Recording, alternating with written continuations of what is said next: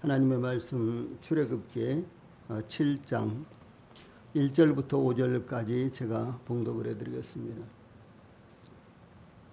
하나님의 말씀 출애굽기 7장 1절부터 5절 말씀까지입니다.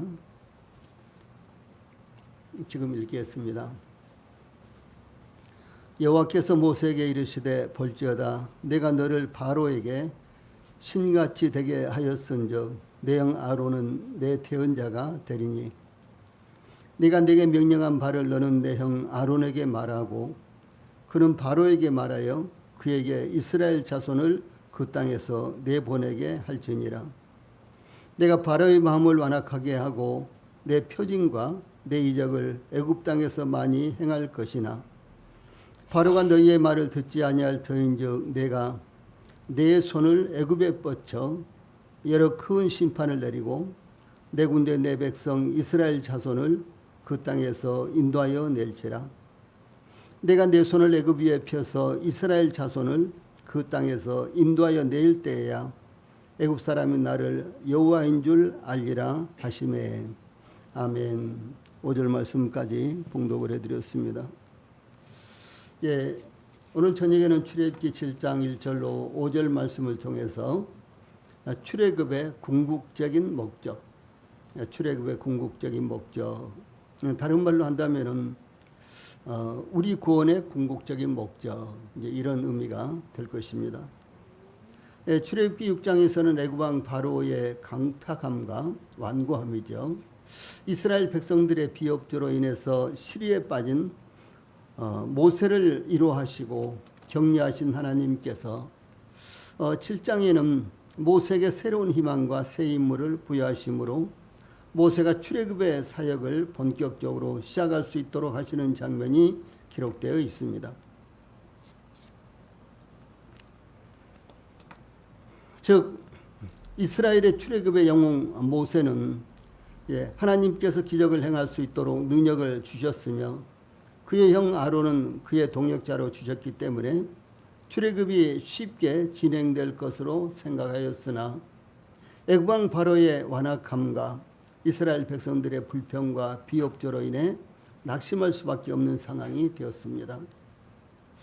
그러므로 출애굽의 이반자이실 뿐만 아니라 모든 과정을 친히 수행해 나가시는 하나님께서 모세를 끝까지 이루하시고 격려하여 하나님의 뜻을 이루시는 하나님의 열심이 나타나고 있습니다. 우리도 현재의 삶으로 인해 혹 좌절에 빠져 있다고 할지라도 그것은 하나님을 더 잘 알지 못하기 때문입니다. 그러므로 언제나 함께 하시는 하나님을 의지하고 하나님의 뜻을 따라서 나아가야 할 것입니다. 본문을 통해서 제일 첫 번째로 1절과 2절은 대언자를 세우신 하나님에 대해서 기록하고 있습니다. 하나님께서 모세의 동역자요 대언자로 그의 형 아론을 세우신 것을 이미 증거하였습니다. 하나님께서 모세를 부르시고 기적을 행할 수 있는 능력을 주셨지만 모세는 4장 10절에 오 주여 나는 본래 말을 잘하지 못하는 자니이다. 주께서 주의 종에게 명령하신 후에도 역시 그러하니 나는 입이 뻣뻣하고 혀가 둔한 자니이다. 이렇게 말씀드리면서 발표했습니다. 그때 하나님께서 모세에게 출애굽기 4장 11절 12절에 보면 누가 사람의 입을 지었느냐 누가 말 못하는 자나 못 듣는 자나 눈 밝은 자나 맹인이 되게 하였느냐 나 여호와가 아니냐 이제 가라 내가 내 입과 함께 있어서 할 말을 가르치리라 이렇게 말씀을 하셨습니다. 그런데도 불구하고 모세는 출애굽기 4장 14절 보면은 4장 13절 오 주여 보낼 만한 자를 보내소서 이렇게 완강하게 거부하고 있죠. 그때 하나님께서 모세를 향하여 노를 바라시면서 출애굽기 4장 14절에 레위 사람 내 형 아론이 있지 아니하냐 그가 말 잘하는 것을 내가 아노라. 그가 너를 만나러 나오나니 그가 너를 볼 때에 그의 마음에 기쁨이 있을 것이라 이렇게 말씀하셨습니다. 그런데도 모세는 시리에 빠져서 또다시 6장 30절에 보면 나는 입이 둔한 자이오니 바로가 어찌 나의 말을 들으리까 이렇게 말씀드렸는데 하나님께서 모세에게 여기 이제 본문 7장 1절 말씀 볼지어다 내가 너를 바로에게 신같이 되게 하였은즉 내 형 아론은 내 대언자가 되리라. 이렇게 이 모세가 바로에게는 신으로 아론은 그의 대변자로 세워주시겠다고 하나님께서 모세에게 약속하신 것입니다. 그러므로 모세는 더 이상 입술이 둔하다는 등의 변명을 할 수 없게 되었습니다. 이와 같이 하나님께서 지시하신 사명이라면 우리가 그것을 행할 수 있도록 하나님께서 능력을 주시고 환경과 여건을 만들어 주신다라는 사실을 여기서 볼 수가 있는 것입니다. 하나님께서 저희들에게 원하시는 것이 무엇입니까? 그러면 하나님께서 저희들에게 사명을 주신 대로 저희들이 그것을 감당할 수 있도록 능력을 주시고 또 뿐만 아니라 저희들이 그것을 감당할 수 있도록 환경과 여건도 만들어 주시는 하나님이시다라고 하는 사실입니다. 이 사도 바울과 실라가 아덴에 도착하여 온 도시에 우상이 가득한 것을 보고 사도행전 17장 24절 25절에 보면 우주와 그 가운데 있는 만물을 지으신 하나님께서는 천지의 주제시니 손으로 지은 전에 계시지 아니하시고 또 무엇이 부족한 것처럼 사람의 손으로 섬김을 받으시는 것이 아니니 이는 만민에게 생명과 호흡과 만물을 친히 주시는 이심이라. 이렇게 외쳤지만은 받아들인 사람이 없었습니다. 이 사도행전에 보면은 사도 바울이 복음을 전한 내용이 여러 번 나옵니다만은 이와 같이 참 이 철학자들에게 이와 같이 복음을 전하는 내용은 다른 곳에는 없습니다.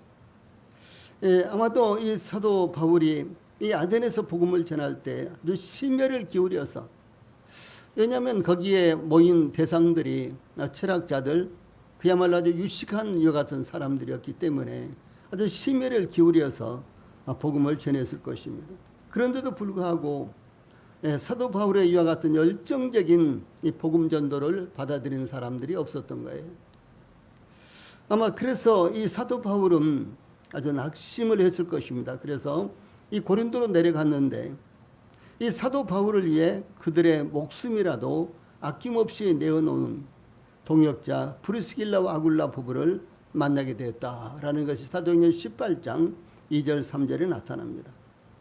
그래서 사도 바울이 그곳에서 1년 6개월을 머물면서 곧 고린도에서 이렇게 머물면서 이 복음을 전했는데 아주 큰 부흥이 일어났던 것을 볼 수가 있는 것입니다.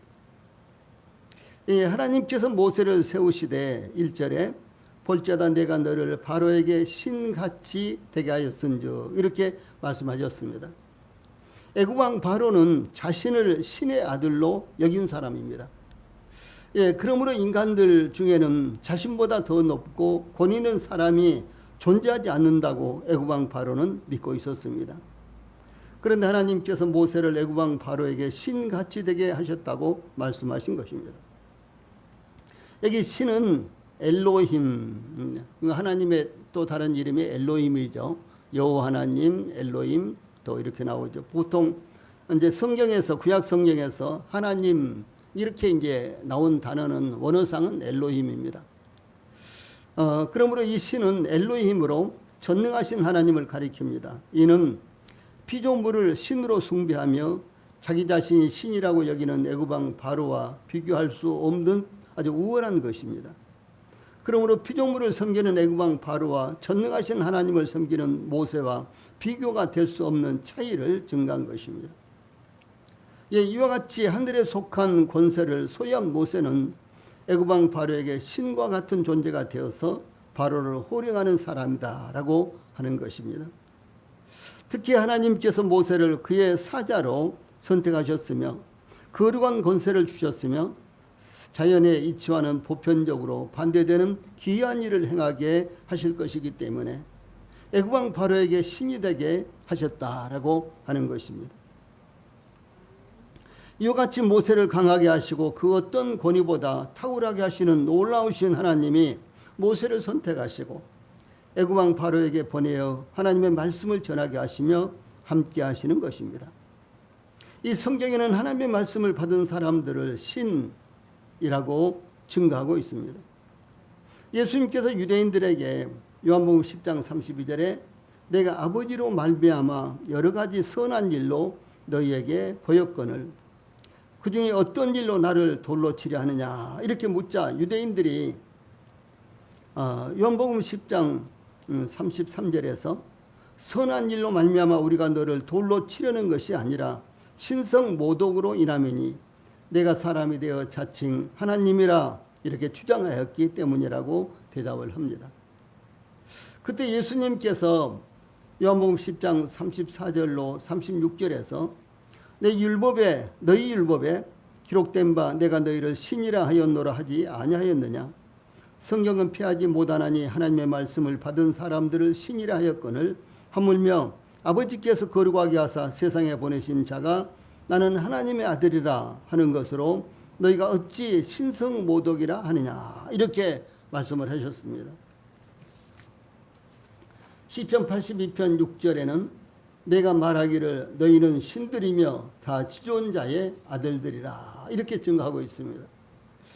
그러므로 하나님의 말씀을 받은 신자들을 하나님께서 신이라고 이렇게 부르시는 것입니다. 이와 같이 하나님의 선지자는 하나님께서 주신 하나님의 말씀을 전하는 하나님의 대언자입니다. 또 이와 같이 모세는 하나님께서 주신 능력과 말씀으로 애굽 왕 바로에게 하나님의 대리자요 선지자로서 신이 된 것입니다. 이는 마치 유대인들이 하나님의 아들 예수님을 거부하고 모욕하였듯이 세상은 성도들의 가치를 모르지만 하나님께서는 신들이라고 부르고 있다라고 하는 사실입니다. 세상뿐만 아니라 우리 스스로도 하나님 앞에서 저희들의 가치가 어떤 위치에 있는지 잘 모르는 경우가 많습니다. 그런데 세상은 더더욱 그리스도인들의 이 가치가 어떤 것인지를 전혀 알지 못하죠. 그런데 하나님께서는 저희들을 신이라고 이렇게 부르고 있다는 사실입니다. 그러므로 성도들이 하나님 앞에서 또한 세상 앞에서 이 자부심을 긍지를 가져야 하는 것입니다. 이어서 1절 후반절부터 2절에 보면 내 형 아론은 내 대언자가 되리니 내가 내게 명령한 바를 너는 내 형 아론에게 말하고 그는 바로에게 말하여 그에게 이스라엘 자손을 그 땅에서 내보내게 할지니라 이렇게 말씀하셨습니다. 여기 사용된 대언자는 영감에 의해 말하다라는 뜻으로 예언자를 가리킵니다. 이 본문에서는 모세에게 임한 하나님의 말씀을 모세를 대신하여 선포하고 그 뜻을 풀어 설명해 주는 대변인과 같은 역할을 의미합니다. 이스라엘의 출애굽은 하나님께서 계획하셨고 주권적 역사로 이루어진 사건임에도 불구하고 하나님께서는 그 택하신 하나님의 일꾼들을 통해서 일하시는 것입니다. 그러므로 하나님의 말씀을 받은 모세가 그의 형 아론에게 전달하면 아론은 그것을 애굽 왕 바로에게 이스라엘 백성들에게 애굽 왕 바로와 이스라엘 백성들에게 전하는 것입니다. 그럼에도 불구하고 하나님께서 말씀하신 그 말씀으로 이스라엘 백성들을 애굽에서 인도하여 내는 것입니다. 이와 같이 하나님의 말씀은 직접적이든 간접적이든 조금도 차이 없이 똑같은 역사가 일어나는 것입니다. 무슨 말씀이고는 하나님께서 직접 말씀하신 것이나 예수님께서 직접 말씀하신 것이나 또 이 기록된 성경에 있는 하나님의 말씀이나 똑같은 위치에 있고 똑같은 역사를 한다라고 하는 사실입니다. 즉 우리는 기록된 하나님의 말씀을 통해 하나님의 말씀을 들으며 또한 받고 있습니다. 그러나 하나님께서 직접적으로 말씀하신 것이나 똑같은 역사가 일어난다라고 하는 이 사실을 우리 성도들이 잊지 않아야 되는 것입니다. 우리는 구약의 선지자들이라든가 구약의 백성들이라든가 혹은 또 예수님 당시의 사도들이라든가 혹은 예수님의 말씀을 직접 들은 유대인들이라든가 이런 사람들을 생각할 때 참 얼마나 좋았을까? 뭐 이런 생각도 할 수가 있죠. 그러나 그때 예수님으로부터 직접 말씀을 듣는 것이나 예수님의 말씀이 성경에 기록되어 있는데 우리가 이 말씀을 읽거나 또 듣거나 하는 것과 똑같은 역사가 일어난다라고 하는 사실입니다. 다음으로 3절로 4절에는 하나님이 역사하시는 사역이 나타납니다. 하나님께서 모세에게 3절에 내가 바로의 마음을 완악하게 하고 내 표징과 내 이적을 애굽 땅에서 많이 행할 것이나 라고 상황이 어떻게 이루어져 갈지 말씀하셨습니다. 먼저 하나님께서 내가 바로의 마음을 완악하게 하고 라고 말씀하셨는데, 완악하게 하고 라는 말씀은 목이 곧다, 이런 뜻입니다. 그래서 교만하여 남의 말을 듣지 않고 자기의 주장만 옳다고 주장하는 태도, 이런 태도로 완고하게 하나님 말씀에 순종하지 않은 상태를 비유적으로 표현한 것입니다. 그래서 이 완악하다라고 하는 것은 제일 첫째로 자기 주장 때문에 남의 말을 듣지 않는다. 또 자기의 주장 때문에 하나님의 말씀을 듣지 않고 하나님 말씀에 순종하지 않는다. 이런 의미가 된다는 것이죠.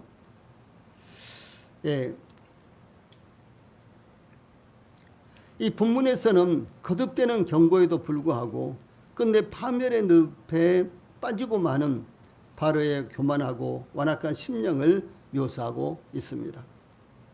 스데반은 산헤드린 공회를 향하여 사도행전 7장 51절에서 목이 곧고 마음과 귀에 할례를 받지 못한 사람들아, 너희도 너희 조상과 같이 항상 성령을 거스르는도다, 이렇게 증가하고 있습니다.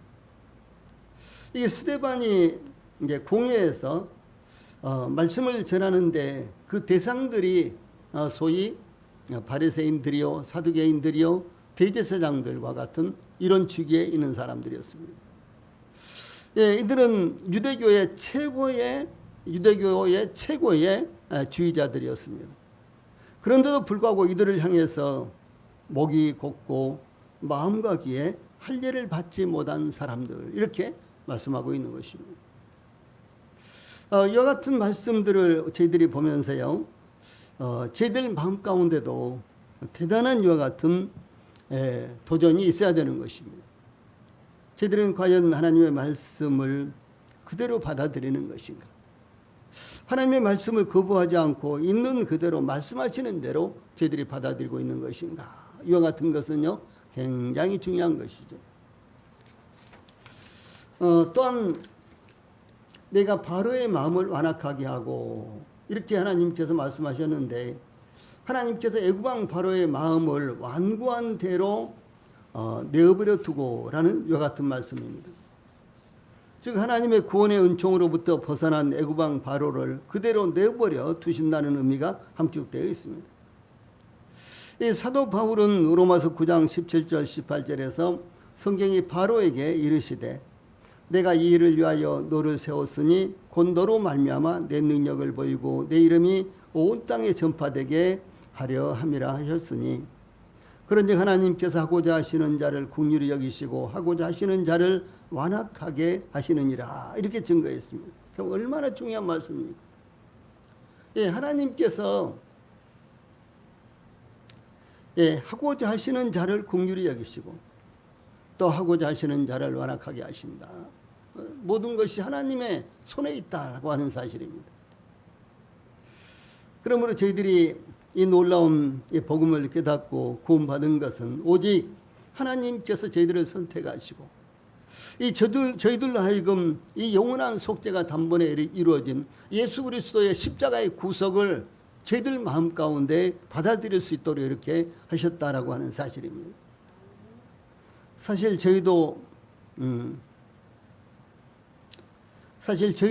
동일하게요, 저희들 마음에 이 할례 받지 못한 아주 완고한 자들이었습니다. 만약 저희들을 하나님께서 부르시지 아니하시고 이 놀라운 복음을 깨닫게 하시지 아니하셨다면 지금도 동일하게 저희들은 아주 완고해서 전혀 복음을 받아들이지 않을 것입니다. 아마 우리 성도들 모두가 다 뒤돌아보면 저희들이 복음을 들었을 때 바로 이렇게 받아들이는 경우가 없잖아요. 거의 대부분 다 그건 사람의 이야기고 또 그런 또 종교에 따라서 또 각각 주장하는 것이 따로 있고 등등 우리는 이렇게 여러 가지로 생각하잖아요. 그런데 하나님께서 어느 날 저희들의 마음을 여셔서 이 복음에 대해서 저희들이 정말 순전한 마음으로 받아들이게 하신 이 놀라운 사실을 생각할 때요, 참으로 기적과 같은 것입니다. 이 성경은 이와 같이 하나님께서 주권적으로 역사를 이끌어 가시는 것을 증거하고 있습니다. 이스라엘이 요단 동쪽 길로 북상하여 올라갈 때 헤스본 왕 시온을 만나는데 신명기 2장 30절에 보면 헤스본 왕 시온이 우리가 통과하기를 허락하지 아니하였으니 이는 내 하나님 여호와께서 그를 내 손에 넘기시라고 그의 성품을 완강하게 하셨고 그의 마음을 완고하게 하셨음이 오늘날과 같으니라, 이렇게 증가하고 있습니다. 이 가나안 정복 전쟁에 대해서도 여호수아서 11장 19절 20절에 보면 기브온 주민 족속 외에는 이스라엘 자손과 화친한 성읍이 하나도 없고 이스라엘 자손이 싸워서 다 점령하였으니 그들의 마음이 완악하여 이스라엘을 대적하여 싸우러 온 것은 여호와께서 그리하게 하신 것이라. 다시 읽어드릴게요. 그들의 마음이 완악하여 이스라엘을 대적하여 싸우러 온 것은, 이스라엘과 싸우기 위해서 나온 것은 여호와께서 그들을 그리하게 하신 것이라. 그들을 진멸하여 바치게 하여 은혜를 입지 못하게 하시고 여호와께서 모세에게 명령하신 대로 그들을 멸하려 하심이었더라, 이렇게 증가하고 있습니다. 우리는 이해하지 못하거나 설명하지 못하는 경우가 다반사입니다. 그러나 하나님께서 더 이상 말씀하지 않으신 부분을 억지로 풀려고 해서도 안 될 것입니다. 하나님께서 이와 같이 주권적으로 역사하시는 것은 하나님께서 그 위대하심을 나타내심으로 이스라엘 백성들뿐만 아니라 모든 사람들이 이스라엘을 애굽에서 이끌어내시는 분은 하나님이시라는 사실을 깨닫도록 하기 위한 것입니다. 다른 말로 하면 저희들이 구원받은 것은 하나님께서 오직 하나님께서 저희들을 선택하시고 저희들로 하여금 믿을 수 있도록 역사하신 것 때문이다라고 하는 사실입니다. 또한 여기 3절 후반절에 내 표징과 내 이적을 애굽 땅에서 많이 행할 것이나 라고 수많은 표징과 이적을 통해서 이스라엘을 애굽에서 이끌어내시는 분이 하나님이시라는 것을 나타내시려고 하는 것입니다. 내 표징과 내 이적에서 표징과 이적은 동의어로 모두가 하나님으로부터 비롯된 것으로 하나님을 불신하는 자들에게 믿음과 확신을 가지도록 하기 위한 증거로 제시하신 것을 가리킵니다. 이어서 하나님께서 3절 후반절 4절에 내 표징과 내 이적을 애굽 땅에서 많이 행할 것이나 바로가 너희의 말을 듣지 아니할 터인즉, 이렇게 말씀하셨습니다. 하나님의 표징과 이적을 애굽 땅에 많이 행할 것이라는 이 풍성하게 충분하게 하다, 증거하다라는 뜻으로 애굽 왕 바로가 이스라엘을 내어보내지 않고는 견딜 수 없도록 하나님께서 표징과 이적을 행하실 것이다라고 하는 것입니다. 애굽 왕 바로 앞에서 다양한 이 표징과 이 다양한 이와 같은 표징과 이적을 행하심으로 말미암아 애굽 왕 바로가 이스라엘 백성들을 내보내지 않고는 견딜 수 없는 이와 같은 상황 가운데로 몰아넣을 것이라는 것입니다. 하나님께서는 어떤 일을 이루기 위해서 인간의 상상을 넘어서는 어떤 일도 행하실 수 있는 것입니다. 그러나 인간은 그것을 알지 못하기 때문에 하나님을 거부하는 것이며, 이 성도들은 하나님의 역사를 직접 체험하지 못하기 때문에 절대적인 자세로 하나님을 의지하지 않는 것입니다. 하나님께서 표징과 이적을 많이 행할지라도 애굽 왕 바로가 너희의 말을 듣지 아니할 터인즉, 4절 전반부죠. 하나님께서 애굽 왕 바로가 쉽게 이스라엘의 요청을 받아들이지 않을 것을 하나님께서는 이미 알고 계셨다는 것입니다. 예, 그러므로 하나님께서 4절 후반절에 내가 내 손을 애굽에 뻗쳐 여러 큰 심판을 내리고 내 군대 내 백성 이스라엘 자손을 그 땅에서 인도하여 낼지라 이렇게 말씀하셨습니다. 즉 애굽 바로가 하나님의 표징과 이적을 보면서도 이스라엘을 내보내지 않을 것을 아신 하나님께서 내가 내 손을 애굽에 뻗쳐 여러 큰 심판을 내리고라고 말씀하신 것입니다. 하나님께서 하나님의 손을 애굽에 뻗치실 계획을 갖고 계셨던 것입니다. 그것은 이스라엘 백성들을 해방시키기 위해서 하나님께서 이런 계획을 갖고 계신 것입니다. 하나님께서 그의 손을 뻗친다는 것은 하나님께서 애굽에 더 많은 표징과 이적을 행하시겠다는 말씀입니다. 그래서 출애굽기 6장 6절 7절 보면은 편팔과 여러 큰 심판들로서 너희를 속량하여 너희를 내 백성으로 삼고 나는 너희의 하나님이 되리니라고 말씀하신 대로 그대로 바로 앞에서 실행하겠다는 것입니다. 큰 심판을 내리고는 재앙을 내리고라는 이와 같은 의미인데 곧 완고한 애굽왕 바로를 돌이키기 위해 그리고 더 이상 애굽왕 바로가 자기 고집을 붙들고 이스라엘 백성들을 내보내지 않는 것을요 그렇게 계속해서 할 수 없도록 하기 위해서 큰 재앙으로 심판하시겠다라고 하는 사실입니다. 하나님께서 애굽왕 바로를 큰 재앙으로 심판하시는 것은 4절 후반절에 내 군대 내 백성 이스라엘 자손을 그 땅에서 인도하여 낼지라 이런 목적 때문에 행하시는 것입니다. 여기에서 하나님은 이스라엘을 내 군대 내 백성 이스라엘 자손 이렇게 세 가지로 말씀을 하셨습니다.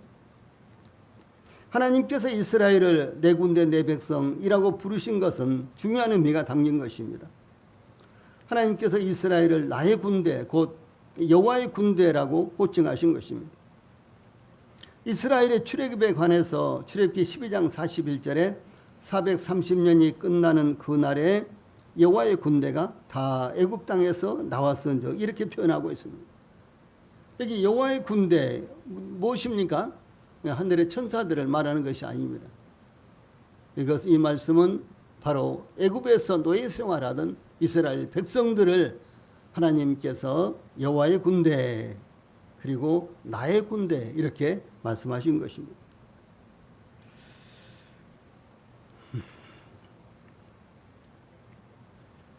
실제로 이스라엘의 출애굽은 군대식으로 정렬하여 행군을 시작하셨으며 진을 형성하였습니다.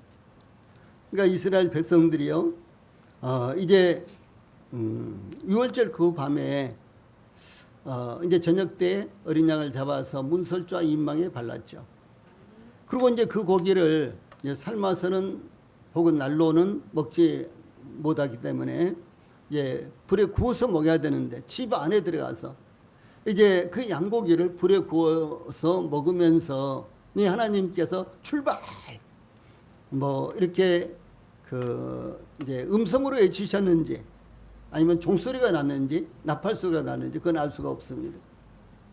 일단 하나님께서 출발할 때 모두 다 출발 이제 하도록 이렇게 준비를 하고 있었습니다. 신을 신고 허리에 띠를 띠고 이렇게 이제 지팡이를 손에 잡고 그리고 이제 고기를 불에 구워서 먹고 있었어요. 그래서 하나님께서 출발하니까 야 해방이다 그러면서 이제 이스라엘 백성들이 동시에 그 애굽에서 막 쏟아져 나와서 소위 이스라엘 백성들이 최초로 모이는 집결지에 이제 이렇게 모였을 것입니다. 그때 이스라엘 백성들이 이제 그곳에서부터 이제 행기를 시작하는데 그저 빨리 걷는 사람들은 빨리 가고 짐이 있거나 병이 좀 있거나 혹은 또 이제 장애가 있는 사람들은요 저 뒤에 따라오고 그런 것이 아니었어요. 군대식으로 열을 지어서 이렇게 군대식으로 열을 지어서 착착착 나갔다는 거죠. 그 군대가 60만이 좀 넘었어요. 그러니까 20세 이상으로 싸움에 나갈 만, 전쟁에 나갈 만한 인원이 60만 명 이상이었는데 그 60만 명 이상 되는 이와 같은 이스라엘 백성들이 군대로 조직이 되어서 착착착 이렇게 나갔다는 것이죠. 예, 참 중요한 말씀입니다. 예, 이스라엘의 이와 같은 광야 생활, 이스라엘 백성들은 교회의 모형이거든요. 교회가 이와 같이 항상 질서가 정연해야 되고, 그래서 하나님의 말씀을 따라서 이와 같이 순종을 하는데 막 우왕좌왕하고 이런 것이 아니라 마치 한 몸인 것처럼 이렇게 앞으로 나가야 되는 것입니다. 참 중요한 것이죠.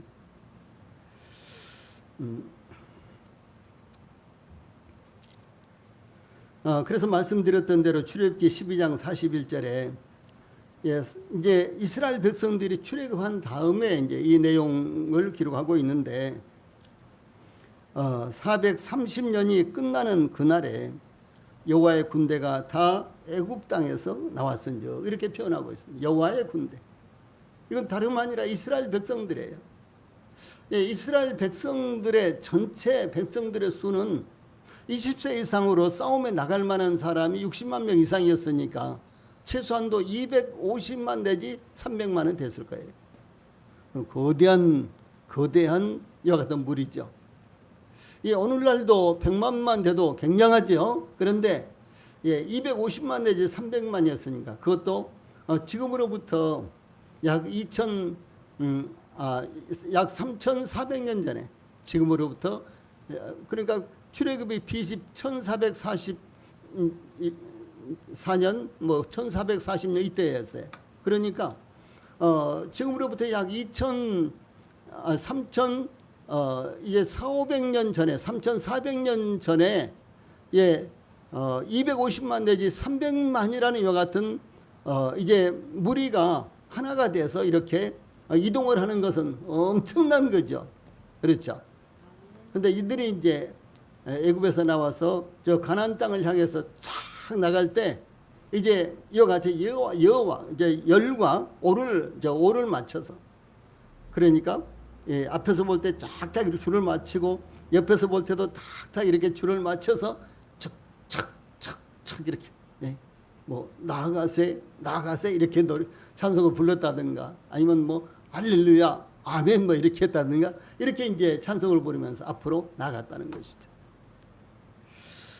우리 교회도 이와 같은 모습을 항상 하나님 앞에서 갖추고 있어야 되는 것입니다.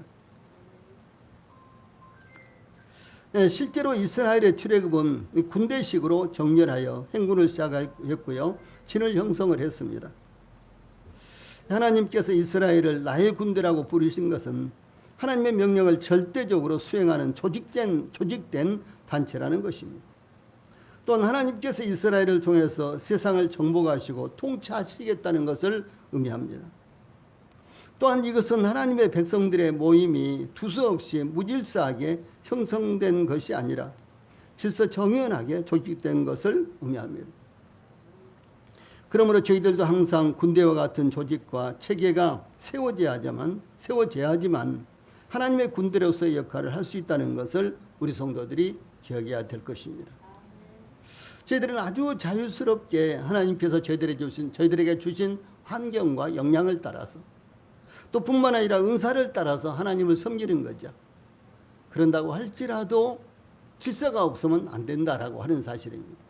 굉장히 중요한 거예요. 이것은 하나님의 교회가 계속해서 발전하고 부흥할 수 있느냐, 아니면 중간에서 자초되느냐, 이런 아주 중요한 부분들을 갖고 있는 것입니다. 다음에 5절에서는 하나님을 여호와로 알게 되는 과정이 나타납니다.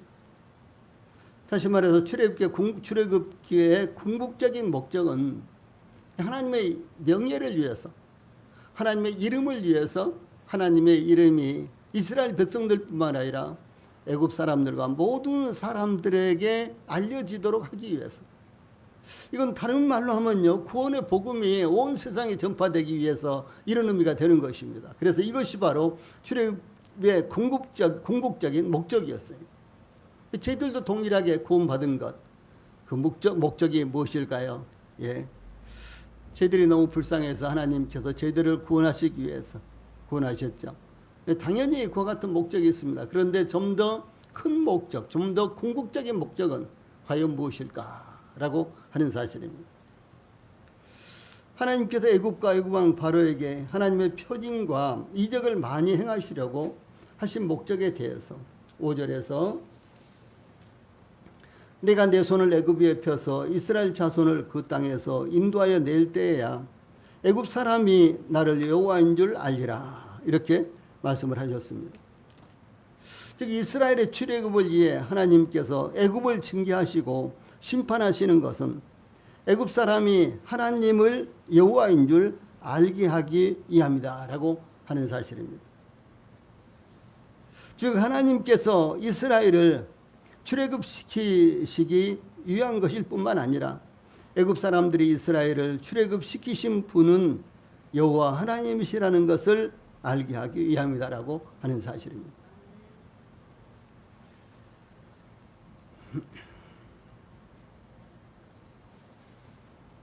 하나님께서 하나님의 손을 애굽 위에 펴신 것은 단순히 이스라엘을 출애굽시키는 데만 있는 것이 아니라 그 일을 통해서 하나님의 영광을 나타내시는데 그 목표로 삼으신다는 것을 의미합니다. 바로가, 애굽왕 바로가 그랬죠. 여호와가 누구간데 내가 그의 말을 들으며 너희들을 내보내겠냐, 이렇게 도전을 한 것입니다. 우리 조상의 하나님 여호와가 우리에게 저 광야로 사흘 길쯤 가서 하나님께 제사를 드리라고 하였습니다. 그러므로 이스라엘 백성들을 내보내 주십시오. 이 모세가 이와 같이 하나님의 말씀으로 애굽왕 바로에게 요청을 할 때 애굽왕 바로는 여호와가 누구가 한데 내가 그의 말을 들고 그렇게 말한 거예요. 이제 그 당시의 그 문화를 우리가 좀 생각을 해봐야 되는데요. 이 이집트, 애굽에는 아주 많은 신들이 있었습니다. 네. 말씀드린 대로 나일강도 신이라고 했고요. 이제 여기 7장 이제 후반절에는 나일강이 피로 변하는 이와 같은 이적이 나오고요. 근데 8장에는 세 가지 이적이 나옵니다. 개구리 이적, 그 다음에 몸에 붙어 있는 그런 이적, 그 다음에 파리 이적. 그런데 이 나일강도 풍요를 주는 신이라고 애굽 사람들은 그렇게 믿었어요. 그래서 이 나일강에다가 매년마다 제사를 합니다. 람세스라는 이런 책을 읽어보면, 그전에도 제가 잠시 소개를 해드렸죠. 책을 읽어보면요, 거기 이스라엘 백성들이 그 당시에 애굽 사람들이 어떻게 자기들의 신을 섬기고 왕을 세우고 왕이 어떤 권위를 가지고 있느냐, 이런 것들이 아주 자세하게 나옵니다. 그런데 이 애굽 사람들은 철저하게 신에게 복종하고 신에게 헌신을 합니다. 근데 그 나일강도 하나의 신으로 믿었다는 것이죠. 그런데 그 나일강이 피로 변해버리죠. 그 다음에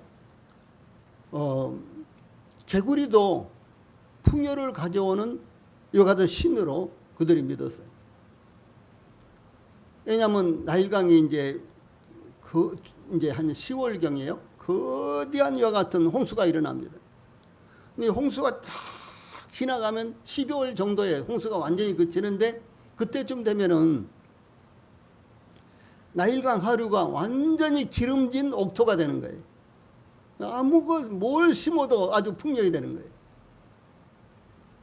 그런데 그때쯤에 이 개구리들이요, 나일강에서 쫙 수도 없이 올라옵니다. 그래서 개구리들이 부활을 해가지고 쫙 수도 없이 올라오는데, 이제 그 형상대로 개구리도 풍요를 주는 이와 같은 신이라고 믿는 거예요. 예, 그래서 이제 애굽 사람들은 신이 이렇게 많았습니다. 그러므로 이스라엘 백성들이 여호와가 우리 하나님이다. 그러면은 그 여호와는 이스라엘 백성들의 신, 그들의 신, 그들의 지방신 정도로 생각을 했다는 것이죠. 예.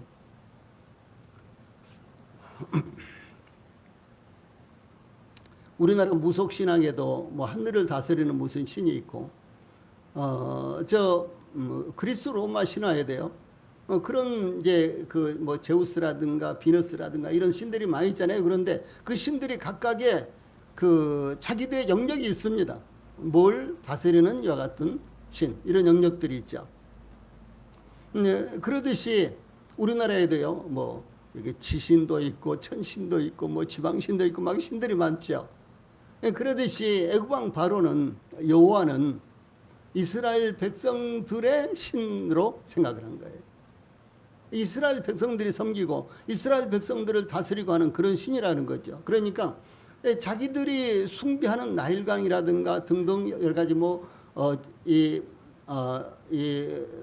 황소라든가 황소가 굉장히 아주 중요한 신이었습니다. 그런데 이런 이제 신들과 이스라엘 백성들이 숭배하는 여호와라는 신은 동급인 거예요. 동급. 오히려 그 당시는 애굽 사람들이 이스라엘을 지배하고 있었기 때문에 자기들이 숭배하는 신이 이스라엘 백성들이 숭배하는 여호와 하나님보다도 더 높은 위치에 있다고 생각을 한 거예요. 그러니까 여호와가 누구이기에 내가 그의 말을 듣느냐 이렇게 말을 한 것입니다.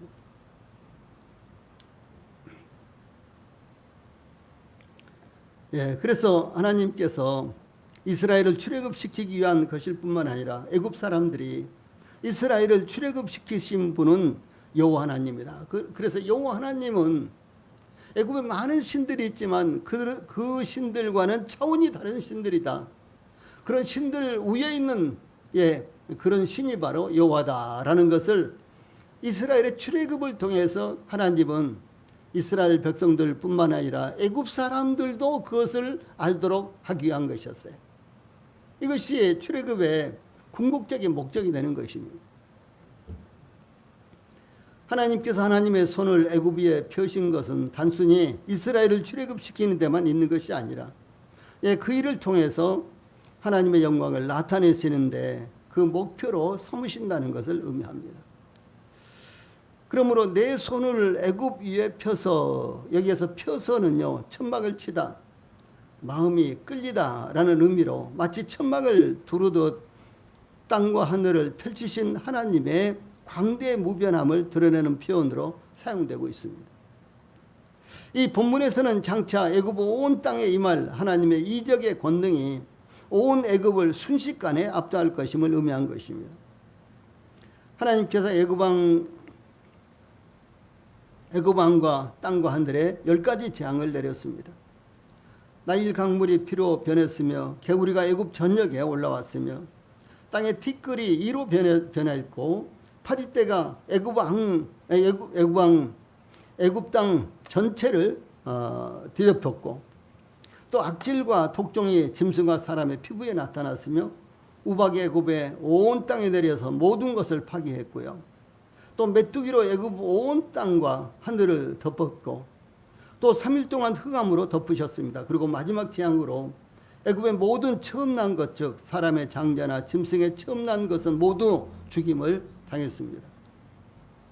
하나님께서 이와 같은 재앙을 애굽 온 땅에 임하게 하심으로 이스라엘 자손을 애굽에서 인도하여 내실 때야 비로소 5절 후반절에 보면 애굽 사람이 나를 여호와인 줄 알리라 이렇게 말씀하셨어요. 그러므로 이 출애굽은 필연적으로, 이스라엘의 출애굽은 필연적으로 이루어지는 것이었습니다. 이것이 하나님의 궁극적인 목적이었습니다.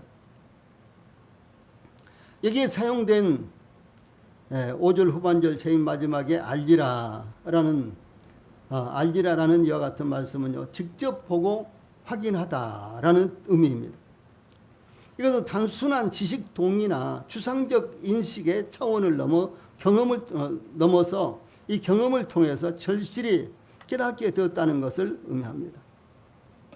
특히 애굽왕 바로는 하나님의 10가지의 재앙을 통해 그들이 섬기고 있었던 애굽의 수많은 우상들이 하나님 앞에서 헛된 것임을 깨닫게 되는 것입니다. 이와 같이 세상의 모든 것들, 특히 우상들과 헛된 신은 하나님 앞에서 의미가 없는 것입니다. 그것들은 말로만 신이요 생명이 없는 죽은 것들이요 바람에 불려가는 먼지와 같은 것들입니다. 그러므로 하나님은 온 세상이 이스라엘을 구원하신 분은 오직 여호와 하나님이시라는 것을 깨닫도록 하시기 위해 이스라엘의 출애굽을 계획하시고 실행하신 것입니다. 이와 같이 오직 유일하게 살아계시고 어떤 역사라도 이루실 수 있는 여호와 하나님만이 우리의 하나님이 되신다는 것을 우리가 기억하고 잊지 않아야 될 것입니다. 네, 기도하시고 마치겠습니다.